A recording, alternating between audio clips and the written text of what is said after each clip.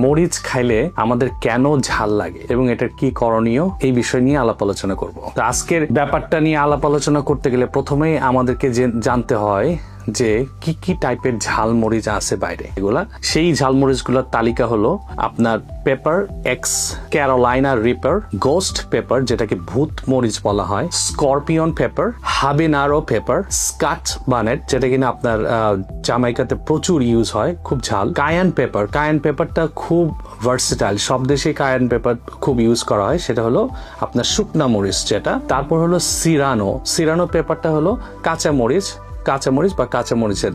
তারপরে মেক্সিকোতে একটা পেপার ইউজ হয়, সেটা হলো হালাপিনো। তো হালাপিনোটা খুব ফেমাস আমেরিকা, ইউরোপ এবং অন্যান্য জায়গাতে এবং মেক্সিকোতে। আরেকটা বাংলাদেশের আরেকটা বড় কঠিন মরিচ, সেটা হলো নাগামরিচ খুব ঝাল। সিলেট অঞ্চলে খুব নাগামরিচের ব্যবহার হয় এবং বাংলাদেশে এখন সবাই চিনে এবং ভালো করে। তো এখন এই মরিচগুলো যদি আমরা কাটি, ভিতরে একটা সাদা মেমব্রেন থাকে, সাদা একটা জিনিস থাকে মরিচগুলোর ভিতরে, যেটার পাশ দিয়ে সিডস বা বিচিগুলা থাকে। বিচিগুলা কিন্তু ঝাল না। তো এই যে সাদা অংশটাই হলো ঝাল, কারণ এটার মধ্যে ক্যাপসাইসিন নামে একটা অয়েল কম্পাউন্ড থাকে এই সাদা মেমব্রেনের মধ্যে, যেটা কিনা আমাদেরকে ঝাল ফিল করায়। তো এখন আমাদের এই বিষয়ে আরেকটু আলাপ আলোচনা করতে গেলে আমাদের পুরো বডি মেকানিজমের যে জেনারেল নলেজ, সে বিষয়টা একটু জানতে হবে। প্রথমে বলে নিচ্ছি, আমি ডাক্তার না, আমি আপনাদেরকে শুধু জেনারেল নলেজটা দিতে পারি। তো আমরা যখন আমাদের বডিতে যখন কোনো ভাইরাস,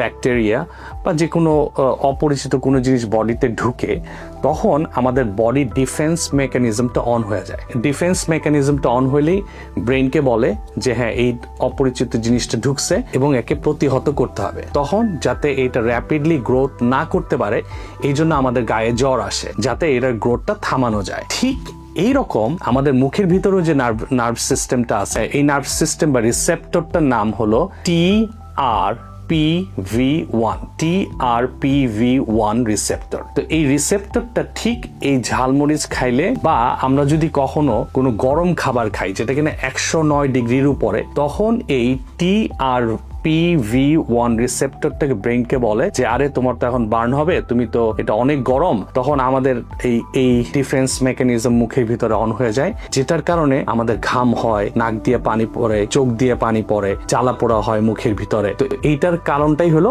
এই TRPV1 রিসেপ্টরের কারণে। তো এখন আপনার প্রশ্ন আসতে পারে, ঠিক আছে, এটা তো গরম কিছু না, এটা তো আমরা সবজি, এটা একটা ভেজিটেবলের মতো জিনিস খাচ্ছি, মরিচ, তো এইটার সাথে এটার কানেকশনটা কি?